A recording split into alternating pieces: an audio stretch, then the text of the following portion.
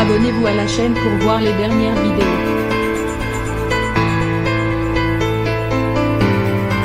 C'est un pan de l'histoire moderne des États-Unis qui se ferme avec la mort de Donald Rumsfeld, qui fut très impliqué dans la guerre menée par son pays en Irak. Il s'est éteint à 88 ans dans son ranch du Nouveau-Mexique. Donald Rumsfeld fait partie de ces hommes politiques américains au nom évocateur. Grand artisan du Parti républicain pendant plusieurs décennies, il fut notamment le plus jeune responsable du Pentagone dans les années 70. Mais on l'a surtout connu dans l'administration de George W. Bush, de 2001 à 2006. Il était le secrétaire à la défense des États-Unis, ce qui l'a amené à participer activement à la guerre en Irak. Né en 1932 dans l'Illinois, Donald Rumsfeld est mort mardi 29 juin à l'âge de 88 ans, dans son ranch de Tahoe, au Nouveau-Mexique.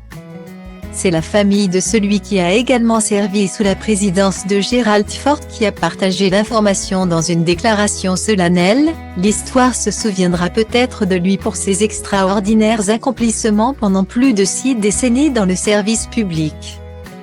Mais pour ceux qui l'ont vraiment connu et dont les vies ont été changées pour toujours par cette rencontre, nous nous souviendrons de son amour indéfectible pour sa femme, Joyce, sa famille et ses amis, et de l'intégrité qui l'a amené à une vie dédiée à son pays.